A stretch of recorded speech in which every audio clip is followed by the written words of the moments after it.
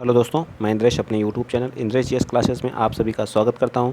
तो दोस्तों, जो हमारी यूपी टेट की क्लास चल रही थी, यूपी टेट और super TET super TET super TET और सी टेट वालों के लिए महत्वपूर्ण ईवीएस की क्लास है। ठीक है, महत्वपूर्ण जो हमारी ईवीएस की क्लास चल रही थी उसका जो है अगला एपिसोड हम लोग देखने जा रहे हैं, जो धमाकेदार एकदम मस्त वाली क्लास है। ठीक है, इसमें मॉडल पेपर को हम लोग कवर करते हैं। जितने भी मॉडल पेपर आए हुए हैं सभी को हम लोग क्या करते हैं, कवर करते हैं। और नए मॉडल पेपर जो हम लोग लगभग तीसरा मॉडल पेपर चक्षु प्रकाशन का स्टार्ट किए हैं। आई होप, मैं आशा करता हूँ कि आप लोग अपना जिस तरह से प्यार बनाए हुए इसी तरह से प्यार और आशीर्वाद बनाए रखिए जो है। ठीक है, चलिए तो स्टार्ट करते हैं आज की पहली क्लास। Class number 1। ठीक, बताइए, क्वेश्चन नंबर 1 है। ठीक, निम्नलिखित में से किस प्रदेश में रेंडियर पाए जाते हैं? तो किस प्रदेश में जो है रेंडियर पाए जाते हैं, बताइए। मानसून प्रदेश में, टैगा प्रदेश में, टुंड्रा प्रदेश में या गर्म मरुस्थल में? तो ये हमारे कहाँ पे पाए जाते हैं? तो टुंड्रा प्रदेश में, एक ठंडे प्रदेशों में जो है रेंडियर पाए जाते हैं। ठीक है, ठंडा प्रदेश जहाँ टुंड्रा प्रदेश, जहाँ वो 6 महीने बर्फ़ होती है। ठीक है, हमेशा क्या वहाँ बर्फ़ पड़ती है। ठीक है, वहाँ के जो रेंडियर जो पाए जाते हैं वो टुंड्रा वाले प्रदेश में पाए जाते हैं। ठीक है, ठंडे प्रदेशों में। चलिए नेक्स्ट चलते हैं। क्वेश्चन नंबर 122 देखिए क्या कह रहा है। 122वां क्वेश्चन कह रहा है कि निम्नलिखित में से कौन सा एक शीतोष्ण घास का प्रदेश नहीं है? मतलब वहाँ क्या शीतोष्ण उष्ण कटिबंधी घास के मैदान है। ठीक है, क्या है? उष्ण कटिबंधी घास के मैदान है। तो 122 का राइट आंसर हमारा क्या जाता है? डी हमारा क्या है? क्या है? यह कंपास जो है, यह क्या है? उष्ण कटिबंधी घास का मैदान है, ना कि शीतोष्ण घास का मैदान है। बाकी हमारे डाउन्स हो गए, पंपास हो गया, प्रेरीज हो गए, ये सभी हमारे क्या हैं? शीतोष्ण घास के मैदान हैं। ठीक है, याद रहेगा। डाउन्स हमारा कहाँ पे? ऑस्ट्रेलिया में। ठीक है, डाउन्स हमारा कहाँ पे है? ऑस्ट्रेलिया में। ठीक है, कहाँ पे? ऑस्ट्रेलिया में घास का मैदान, जो शीतोष्ण घास का मैदान। वेल्ट्स हमारे कहाँ पे हैं? वेल्ट्स हमारे दक्षिण अफ्रीका में। ठीक है, दक्षिण अफ्रीका में घास के मैदान। ठीक है, पंपास हमारा कहाँ का है? अर्जेंटीना में। ठीक, कहाँ पे? अर्जेंटीना में। ठीक है, अर्जेंटीना में, याद रखिएगा। और प्रेरीज घास का मैदान हमारी उत्तरी अमेरिका में। स्टेपीज हमारा जो है कहाँ पे पाया जाता है? तो कहाँ पे स्टेपीज, बताइए। तो हंगरीज जो हो गया, पुष्टाज जो घास के मैदान, वो हंगरी में पाए जाते हैं। तो इस तरह से सभी जो घास के मैदान हैं आपको A to Z याद होनी चाहिए। ठीक है, चलिए नेक्स्ट चलते हैं। 123वां क्वेश्चन। 123वां का रहा, जनसंख्या के आकार के अनुसार जो हमारा बृहत्तम महाद्वीप है, मतलब सबसे बड़ा महाद्वीप है, वो कौन सा है? तो आकार के आधार पर जो है सबसे बड़ा महाद्वीप हमारा कौन सा है? एशिया महाद्वीप है। ठीक है, एशिया। जनसंख्या के आधार पर हमारा एशिया है, और जो है बृहत्तम आकार के आधार पर भी हमारा एशिया महाद्वीप है। महाद्वीपों की संख्या कितनी है? तो टोटल 7 हमारे क्या हैं? महाद्वीप हैं। ठीक है, सबसे बड़ा महाद्वीप कौन सा है? एशिया महाद्वीप है, जनसंख्या के मामले में भी और आकार के मामले में भी है। और दूसरे नंबर पर कौन सा है? हमारा अफ्रीका महाद्वीप है। ठीक है, दूसरे नंबर पर कौन सा है? अफ्रीका महाद्वीप है। ठीक है, कौन सा है? अफ्रीका महाद्वीप है। उसके बाद हमारा कौन सा? उत्तरी अमेरिका है। ठीक है, उत्तरी अमेरिका है। ठीक है, उत्तरी अमेरिका है। ठीक है, तीसरे नंबर पर। चौथे नंबर पर कौन सा? दक्षिणी अमेरिका है। ठीक है, दक्षिणी अमेरिका है। ठीक, कौन है? दक्षिणी अमेरिका है। 5वें स्थान पे कौन आता है? यूरोप आता है। ठीक है, यूरोप आता है। फिर अंटार्कटिका, फिर ऑस्ट्रेलिया आता है। ठीक है, ऑस्ट्रेलिया आता है। ठीक, याद रखेंगे इस तरह से सारी चीज़ों को। ठीक, चलिए आगे चलते हैं। नेक्स्ट क्वेश्चन आप बताएंगे कौन सा? 124वां क्वेश्चन नंबर 124 क्या करा है? भारत में जो है थारू जनजातियाँ कहाँ निवास करती हैं, इसके बारे में बताइए। तो भारत में जो थारू जनजातियाँ हैं वह जो उत्तर प्रदेश के थारू जनजातियाँ उत्तर प्रदेश के तराई वाले जो क्षेत्र होते हैं, तराई वाले क्षेत्र अर्थात गोरखपुर के क्षेत्रों में यह पाई जाती हैं। ठीक है, जो हमारा गोरखपुर वाला क्षेत्र है, योगी बाबा जहाँ गोरखनाथ मंदिर में पहले हमारे योगी बाबा जो यहाँ के सीएम हैं वो रहते थे, तो उस वाले क्षेत्र को हम लोग तराई वाला क्षेत्र कहते हैं। तो थारू जनजातियाँ जो है क्या करती हैं? दीपावली को शौक के रूप में भी मनाती हैं। तो इस तरह से इसका राइट आंसर क्या आ जाएगा? हमारा डी पार्ट बिल्कुल सही हो जाएगा। ठीक है, तो डी पार्ट हमारा इसका क्या हो जाएगा? राइट हो जाएगा। भारत में थारू जनजातियाँ कहाँ निवास करती हैं? तो उत्तर प्रदेश के कहाँ पे? तराई वाले क्षेत्र में। ठीक है, कहाँ पे? तराई वाले क्षेत्र में। तराई वाला क्षेत्र कहाँ पड़ता है? तो गोरखपुर वाले में। और उत्तर प्रदेश में सबसे ज़्यादा पूछ देगा बारिश कहाँ पे होती है? ये भी हमारे कहाँ पे होती है? तराई वाले क्षेत्रों में ही होती है, अर्थात गोरखपुर में ही होती है। और सबसे कम वर्षा पूछ देगा कहाँ पे होती है? तो हमारे आगरा और मथुरा वाले ज़िले में होती है, लगभग 50 सेंटीमीटर की वर्षा होती है। और तराई वाले क्षेत्रों में लगभग 180 से 200 सेंटीमीटर की वर्षा होती है। ठीक, चलिए आगे चलते हैं। अगर आप उत्तर प्रदेश के हैं तो उत्तर प्रदेश को आपको फुल डिटेल के साथ आपको पढ़ना चाहिए। क्योंकि यूपी स्पेशल पढ़ना बहुत ही ज़रूरी है। क्योंकि जो देखिए, अगर आप यूपी पीसीएस का, कुछ लोग तो इसमें से यूपी पीसीएस की भी तैयारी कर रहे होंगे, यूपी पीसीएस का भी पेपर दे रहे होंगे, यूपी पीसी यूपी पीएससी का, ठीक है। तो उसमें जो है यूपी स्पेशल की जो है, यूपी स्पेशल पूर्ण रूप से 2 सब्जेक्ट उसके अलग से होने लगे हैं। तो यूपी स्पेशल बहुत ही महत्वपूर्ण हो गया है। आप अगर अपने यूपी में रह रहे हैं तो यूपी को अच्छे से पढ़िए, जो यूपी को ढंग से जानिए, जो है कहाँ पे क्या है, कहाँ पे कौन सी चीज़ें स्थित है, ठीक है। हमारी सांस्कृतिक राजधानी कहाँ, हमारी इकोनॉमिकल राजधानी कहाँ, सारी चीज़ें आपको पता होनी चाहिए। यहाँ का राज्यपाल कौन है, सीएम कौन है, यहाँ के लोकसभा की सीटें कितनी, राज्यसभा की सीटें कितनी, विधानसभा की सीटें कितनी, ए टू जेड आपको यूपी के बारे में पता होनी चाहिए, ठीक है। चलिए बताइए, जो हमारा भिलाई इस्पात कारखाना संयंत्र कहाँ पे है, तो यह हमारा जो है भिलाई इस्पात कारखाना जो हमारा छत्तीसगढ़ में स्थित है। कहाँ पे है, छत्तीसगढ़ में हमारा स्थित है। तो 125 का राइट आंसर हमारा क्या जाएगा, ए पार्ट आ जाएगा। यह सेकंड पंचवर्षीय योजना के समय जो है इसको क्या किया गया था, स्थापित किया गया था, ठीक है। सेकंड पंचवर्षीय योजना, 5 ईयर प्लान आप लोग पढ़े होंगे जो है, तो जो पीसी महालनोबिस मॉडल पर क्या थी, आधारित थी, ठीक। किसी पीसी महालनोबिस, जिनके जन्मदिन को हम लोग क्या सांख्यिकी दिवस के रूप में भी मनाते हैं, ठीक। ये सारी चीज़ें आप लोग ऐसे पढ़ा करिए कि सारी चीज़ें आपको क्या होनी चाहिए, याद हो, ठीक। चलिए आगे चलते हैं। नेक्स्ट अगला क्वेश्चन, क्वेश्चन नंबर 126। मैं अगर डिटेल से पढ़ाऊँ तो बहुत अच्छा पढ़ाऊँगा, जीएस भी मेरे बहुत ही स्ट्रांग पॉइंट है, ठीक है। तो भारत में महिलाओं के लिए आरक्षण की व्यवस्था कहाँ की गई। आप लोग यूपी पेट का नाम सुने होंगे जो है, इसमें मेरे जो है 99.52 परसेंटाइल है, ठीक है। मैं इतना, आप लोग इतना स्टडी करिए कि अच्छे से अच्छे, और जिस टीचर से आप पढ़ रहे हैं उस टीचर के बारे में आपको जानना चाहिए कि वह एग्ज़ाम कोई क्वालिफाई किया है कि नहीं, कुछ कर रहा है कि नहीं। इन सभी चीज़ों को ध्यान में रखते हुए आपका दायित्व तो बनता है, ठीक है। और सीटेट मेरा क्वालिफाई हुआ है, ठीक है। सीटेट अभी इसी साल क्वालिफाई हुआ है। मैं बहुत ज़्यादा बड़ा भी नहीं होऊंगा आप लोगों से, कुछ लोग मुझसे बड़े ही होंगे जो लोग मुझसे पढ़ते होंगे, ठीक है। तो आप लोग अपना आशीर्वाद, जो बड़े हैं वो अपना आशीर्वाद बनाए रखिए, और जो लोग मुझसे छोटे हैं उन लोग अपना प्यार भी दिया करिए और वीडियो को शेयर भी कर दिया करिए, ठीक है। चलिए, भारत में महिलाओं के लिए आरक्षण की व्यवस्था कहाँ पे है। बस मेरे पास सिस्टम नहीं है, इतने सिस्टम नहीं है। आप लोग मुझे स्ट्रांग करिए और अच्छी चीज़ें, अच्छा कंटेंट मैं आपको प्रोवाइड करूँगा। जो आप लोग कहेंगे वैसे कंटेंट आप लोगों को प्रोवाइड किए जाएंगे। और मैंने बताया भी आप लोगों से कि अगर आप लोगों में से कोई भी जानता है टाइपिंग, तो प्लीज़ आप लोग मेरे टेलीग्राम चैनल को ज्वाइन करिए और वहाँ से आप लोग मुझे पर्सनली मैसेज करिए जो है, ठीक है। अभी मैं अपना मोबाइल नंबर लिख दूंगा, तो सभी लोग कॉल पे कॉल, मैसेज पे मैसेज करने लगेंगे, ठीक है। तो आप लोग टेलीग्राम से जुड़िए, बाकी चीज़ें आप पर्सनली मैसेज वहाँ से कर देंगे तो मैं आपसे बात कर लूँगा, ठीक है। चलिए स्टार्ट करते हैं, ठीक। बताइए, भारत में महिलाओं के लिए आरक्षण की व्यवस्था कितनी, कहाँ पे की गई है। तो मंत्रिमंडल में, पंचायती राज्य संस्थाओं में, लोकसभा में, या फिर जो है विधानसभा में। तो कहाँ पे की गई है महिलाओं के लिए आरक्षण की बात। तो महिलाओं के लिए आरक्षण की बात जो है पंचायती राज व्यवस्था में है। कहाँ पे है, पंचायती राज व्यवस्था। पूरे भारत में 50% आरक्षण है, लेकिन हमारा यूपी एक स्टेट ऐसा है जहाँ पे 33.3% ही पंचायती राज में क्या किया जाता है, आरक्षण दिया जाता है। जबकि महिलाओं को आरक्षण 50% यूपी में भी देना चाहिए, ठीक है। चलिए, तो इस तरह से इसका राइट आंसर क्या आ जाएगा, पंचायती राज संस्थाओं में, ठीक है। चलिए आगे, चलिए नेक्स्ट चलते हैं। अगला क्वेश्चन, क्वेश्चन आप 127 बताएंगे। किसी राज्य में, ये सभी क्वेश्चन पूछे गए हैं, PYQ ही हैं। किसी राज्य के राज्यपाल की नियुक्ति के लिए कम से कम उम्र कितनी होनी चाहिए। एक राज्यपाल जो होता है वह क्या होता है, पूरे जो प्रदेश की कार्यकारी का क्या होता है, अध्यक्ष होता है, ठीक है। कार्यकारी का सारी जो चीज़ें उसके हाथ में होती हैं, ठीक है। मुखिया होता है, ठीक।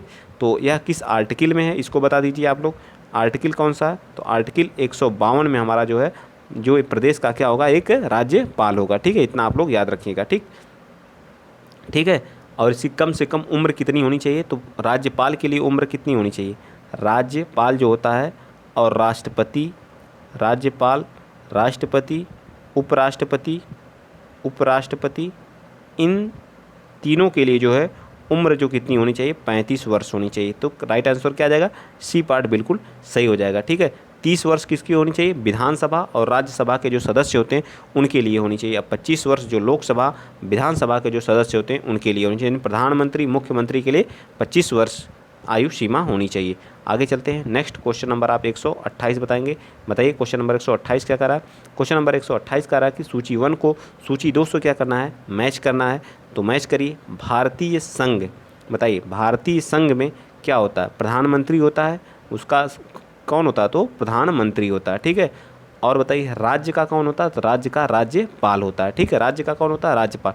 नगर निगम का कौन होता है, तो मेयर होता है, ठीक है। नगर निगम का कौन होता है, मेयर होता है। और ग्राम पंचायत का कौन होता है, सरपंच होता है। गाँव में कौन होते हैं, प्रधान होता है। और पूरे भारत संघ का यहाँ तो प्रधानमंत्री होता है, ठीक है। प्रधानमंत्री ही होता है। मुख्य जो है अध्यक्ष, जो पूरे अध्यक्ष होता है जो है वो प्रधानमंत्री ही होता है पूरे संघ का। और राज्य का जो होता है वो राज्यपाल होता है या मुख्यमंत्री होता है, ठीक, याद रखिएगा, ठीक। चलिए तो आप लोग इसको मैच कर लीजिएगा। चलिए आगे बताइए।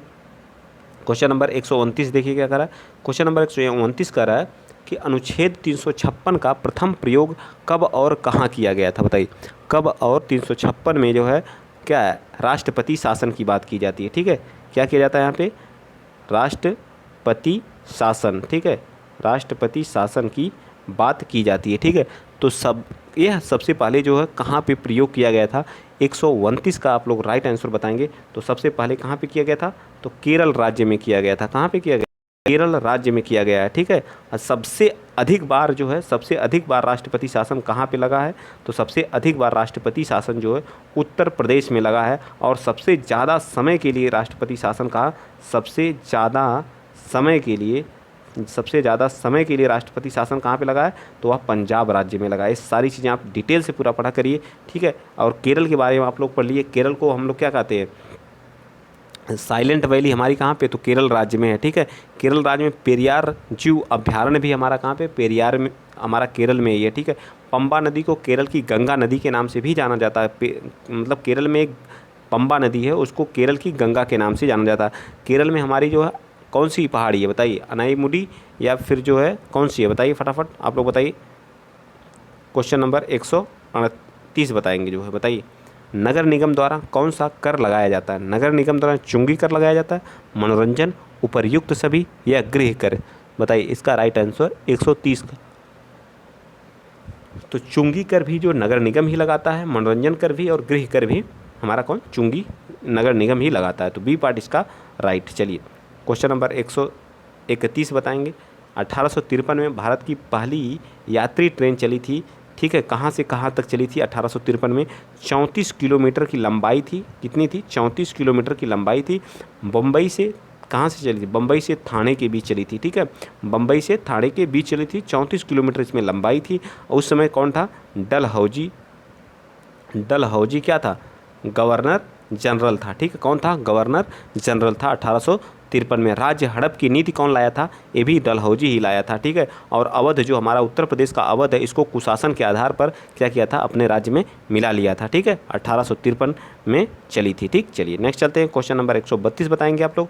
क्वेश्चन नंबर 132वां क्या कर रहा है, एशिया का सबसे बड़ा पशु मेला कहाँ पे आयोजित किया जाता है, तो एशिया का सबसे बड़ा पशु मेला आप लोग बताइए फटाफट। एशिया का सबसे बड़ा पशु मेला कहाँ पे आयोजित किया जाता है, 132 का बताइए, 132 का। तो 132 का राइट आंसर क्या आ जाएगा, डी पार्ट आ जाएगा।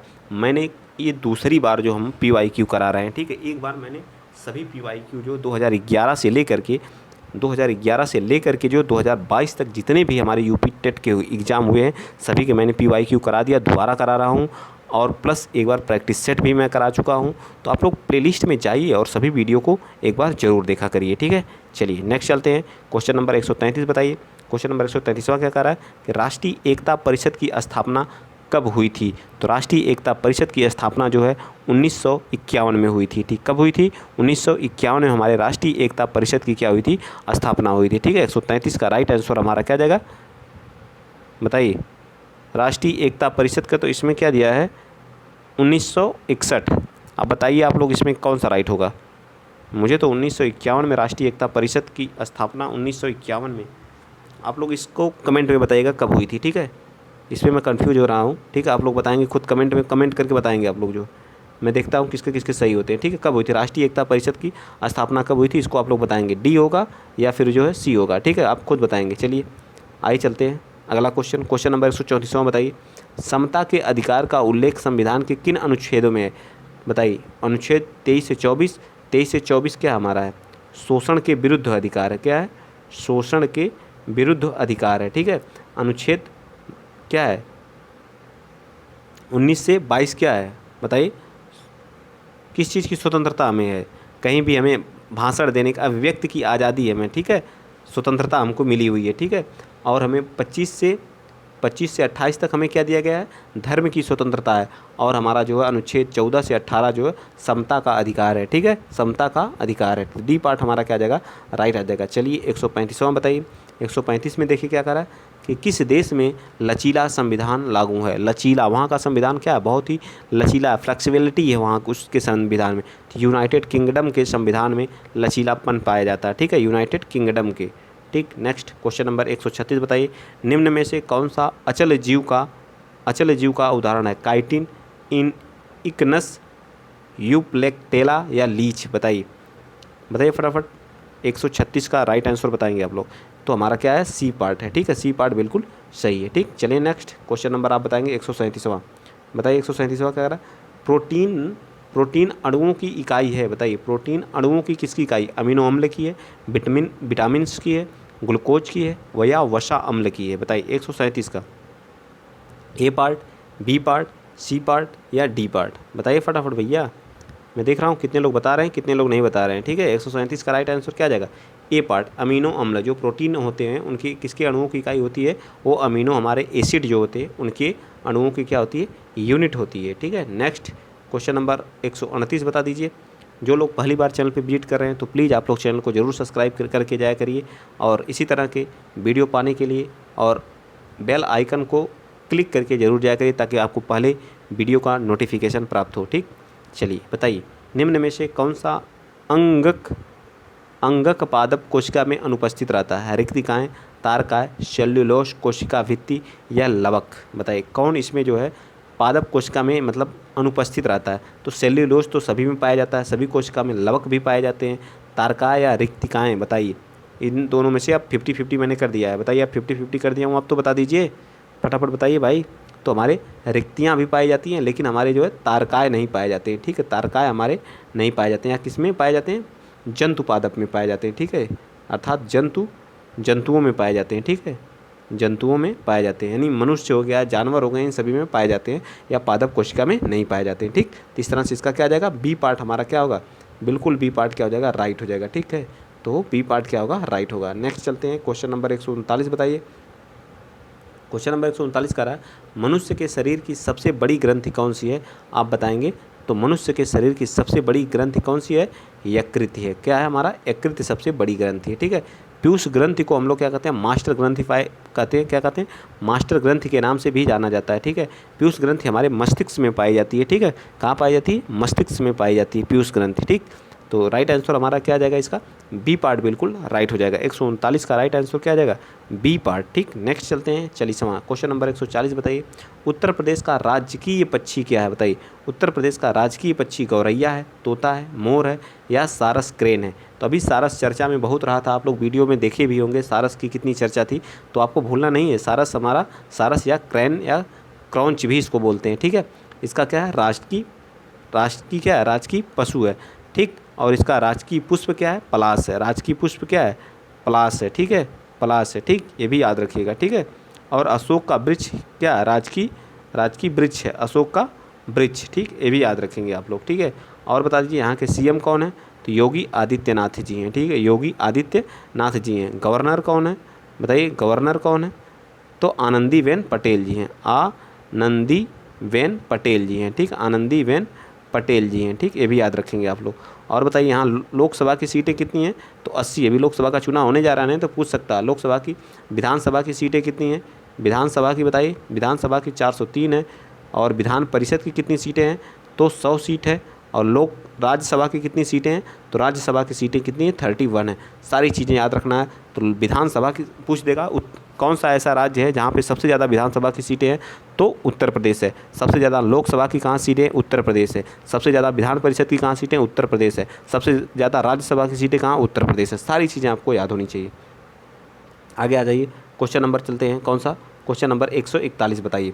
141वां क्या कह रहा है, पूर्वा किस अधिवास में शामिल है। पूर्वा एक रेखीय, नगरीय, अपखंडित या ग्रामीण।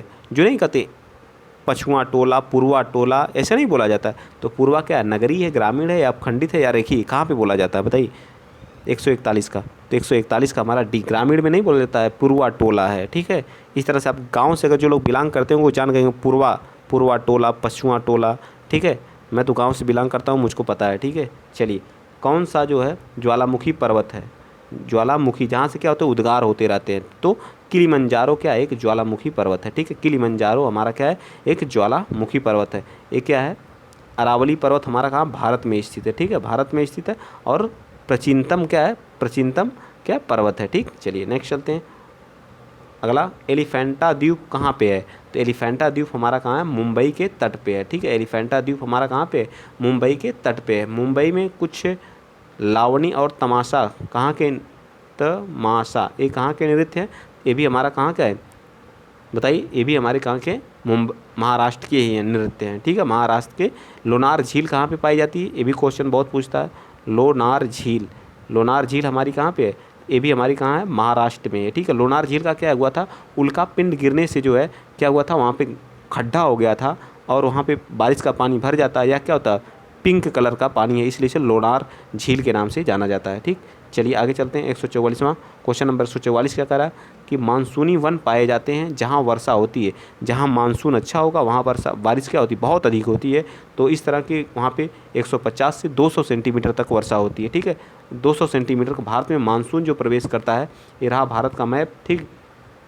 और इस साइड हमारा क्या रहा, केरल का तट जो है, जिसको बोला जाता है क्या, मालाबार तट से हमारा क्या करता है, मानसून इंटर करता है, ठीक है। मालाबार तट से हमारा मानसून क्या करता है, इस मानसून को हम क्या करते हैं बताइए, दक्षिण पश्चिम का मानसून, दक्षिण पश्चिम का मानसून, ठीक है, दक्षिण पश्चिम का मानसून करते हैं। और सबसे ज़्यादा बारिश जो है इसी मानसून से भारत में होती है, ठीक है। सबसे ज़्यादा बारिश किस मानसून से होती है, दक्षिण पश्चिम मानसून से होती है। 21 जून तक या 21 जून या 21 नहीं 5 जून, 1 जून तक ये केरल में क्या करता है, प्रवेश कर जाता है, ठीक है। 1 जून को क्या करता है, केरल को क्या करता है, टच कर जाता है, वर्षा कराता है इसी क्षेत्रों में, ठीक है। कुछ चीज़ें यहाँ से कट करके हमारी इधर से होकर के निकल जाती हैं, जो हमारे मानसीराम और कहाँ पे, मानसीराम चेरापूंजी जो मेघालय में पड़ता है, वहाँ पे बहुत ज़्यादा क्या करती है, बारिश कराती है। भारत में सबसे ज़्यादा बारिश जो है मानसीराम मेघालय में ही होती है, ठीक है, मानसीराम मेघालय में ही होती है, ठीक है। ये भी चीज़ें आपको क्या होनी चाहिए, याद होनी चाहिए। तो 144 का राइट आंसर क्या आ जाएगा, क्या आ जाएगा बताइए,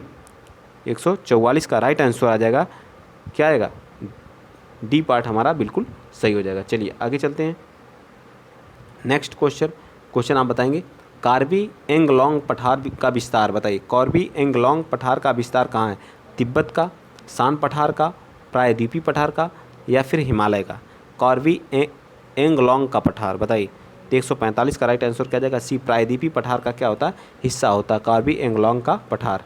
नेक्स्ट चलते हैं, क्वेश्चन नंबर 146 बता दीजिए। संसार का सर्वाधिक समस्याकारी ये जलीय खरपतवार, जिसे बंगाल का आतंक भी कहा जाता है, कहाँ पे है, तो इसे कहा जाता है एखोरनोनिया क्रास्विक जलकुंभी को कहा जाता है। किसको कहा जाता है, जलकुंभी को कहा जाता है। तो 146 का राइट आंसर क्या जाएगा, ए पार्ट बिल्कुल सही हो जाएगा, ठीक। नेक्स्ट चलते हैं, क्वेश्चन नंबर 147वां। वायरस के अजैविक होने का लक्षण है, वायरस के अजैविक होने का क्या लक्षण है, तो वायरस के अजैविक होने का लक्षण है कि इसको जो क्रिस्टल के रूप में परिवर्तित किया जा सकता है। वायरस क्या अजैविक होने का लक्षण क्या है कि इसको क्रिस्टल के रूप में क्या किया जाता है, परिवर्तित किया जा सकता है। नेक्स्ट चलते हैं 148वां, फटाफट देख लेते हैं आप हम लोग, ठीक है, क्योंकि वीडियो बहुत लंबी होती है तो आप लोगों को भी दिक्कत होती है।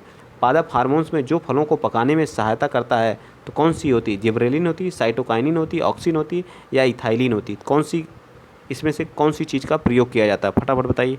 148 का, तो राइट आंसर हमारा का इथाइलिन का, बी पार्ट बिल्कुल सही हो जाएगा। चलिए 149 बता दीजिए। स्वतंत्र रूप से भूमि में रहने वाला अवायवीय जीवाणु जिसमें नाइट्रोजन N2 स्थिरीकरण की क्षमता होती है, वह क्या है, कई बार आप पढ़े होंगे, क्या, राइजोबियम। क्या होता है, राइजोबियम होता है, या फिर जो क्या होता है, क्लास्ट्रीडियम होता है, बताइए।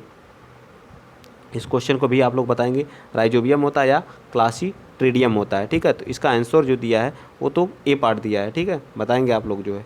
चलिए बताइए, क्वेश्चन नंबर 150वां। किस प्रकार का DNA कोशिका में सामान्य रूप से पाया जाता है, किस कोशिका में DNA कोशिका में सामान्य रूप से पाया जाता है बताइए। तो ये पाया जाता है बी DNA में, ठीक।